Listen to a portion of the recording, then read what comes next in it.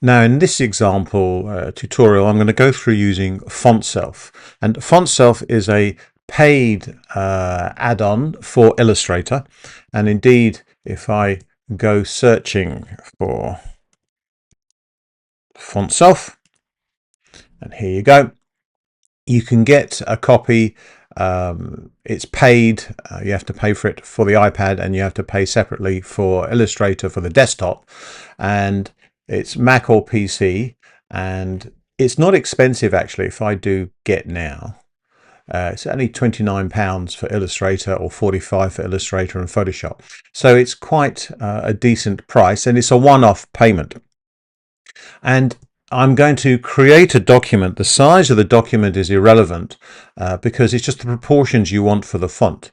And I'm just going to do an A4 landscape, leave all the other settings alone. And when my new document pops up, I will go to the window menu and extensions, window and extensions. And here is the Fontself add-on. I'll click on it. We wait a few seconds. And here we go. So how does it work? Well, let's say, for example, and I'm doing this all by eye, I'm not doing anything complicated. So I'm going to create a very simple letter, which of course would be the letter A, and let's bring those to the front. So here we go. Let's make it like that and like that. So there we go. Now there's no grid, nothing. I'm doing it completely by eye, which is not the way to do it. You should do it with a grid to keep everything sort of organized. But these are 1, 2, 3, 4 boxes. So select them all, and I'll come here. This is one letter, the letter A. I will click in here, type in the uppercase A, and click on Create Glyph. And we have an error. And what's happening is it can't understand what's going on because there are 4 shapes. So the shapes you create, whatever they are, however many they are, they need to be combined in some way. So, okay, so if I select them all, and I'll go to Object, and I'll go to Group. So click off, click on, so it's all one shape. Oh, I double click there. Be careful about double clicking.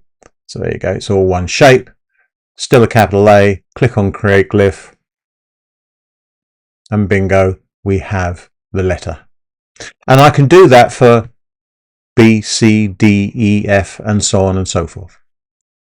I can adjust the letter afterwards. Here's Fontself. I can double click into it, and I can move things up or down. I can play around with things. It's sort of up to me how I want to play around. And you can see we have sort of the gap on the left and the right. Every letter is in a box. This is the baseline which everything rests on. So you can manipulate things after the fact, which is quite nice. There's an automatic setup as well when you do the whole font, which you'll see in a second. But this is how we can do it letter by letter. Okay, so let's click on New, and I'll do it as a new font. I'm not saving it. And I'll select that, I'll delete that. So it's not the size, it's the proportions you care about. Now, you may get errors, so you can do it letter by letter, or you can do it the whole font at a time. And the Fontself panel has, in the top right hand corner, hamburger menu. Click on that, and there is a font template document. If I click on that, and here we go, we have a grid layout, a simple grid layout for every single letter. And we have guidelines, and if I look at my layers, so here's my layers on the right hand side, and here are all my layers. So I've got my guides, and if I expand the guides, you'll see we have ascenders, cap height, X height, baseline, and descenders. So everything is organized, and you have a layer separate on top. Now, The proportions of the box are just something they made up, the people from Fontself. You can create your own. But the point about doing it like this is obviously you can see everything together. Uppercase, lowercase, numbers, and some symbols. And you also have, let's go, here we go. We also have a Cyrillic character set, if that's what we wanted. But the issue is you can see everything together, organize everything together, and we have underneath a template of characters that we're basing things on, and that is just something they put in, and you can create your own or do it completely freeform. It's entirely up to you. You can find your own template online, of course, and use that. They have another one. If I go to the hamburger menu and go to the Welcome Gazette, they have another one. This is like a help, basically. But what they have is they have a couple of lowercase fonts already done. So if you create everything together side by side, as you can see here, you can highlight the whole lot and drag it all over, and this will pop up unless there's an error, and we want it as lowercase. I can click on that, and there we go. And if there's any errors, it'll pop up on each letter, and we can double click on each letter, and I can play around, you know, thank you very much, and I can go to the next or the previous, or double click on the white area here, and we go back here. There's also sort of an example here at the top, and you can see we've got an issue with spaces between F and G, I and J, etc. There's a smart, an automatic adjustment, and if I click on that, it's going to automatically space and kern everything to get a better result. And then when we're happy with everything, all we have to do is save this, and we end up with a font file. So if I click on that, and I'll call it Alex1. Thank you very much. And we wait. Where does it want to save? I'll put it on my desktop. By the way, it's an OTF file, which is an open type font. That's generally what you want. I'll save that.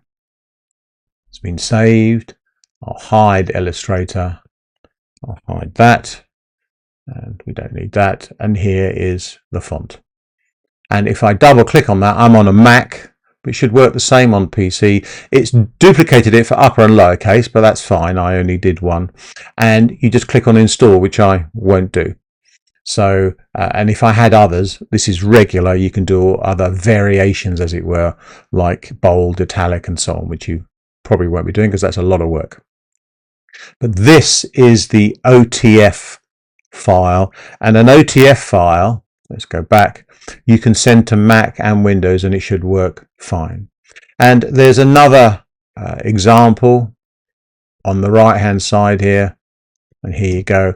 And it's possible now to do colors in fonts, and I can click on new here, you see, not a new style. I'm not doing a bold version or italic version. I'll just do new font, and again I can drag it over and so on and so forth.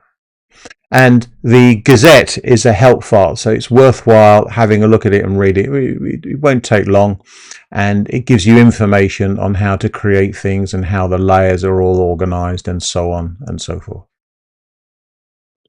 The issue, of course, is to start off with is what grid do you use? What box do you use? What proportions?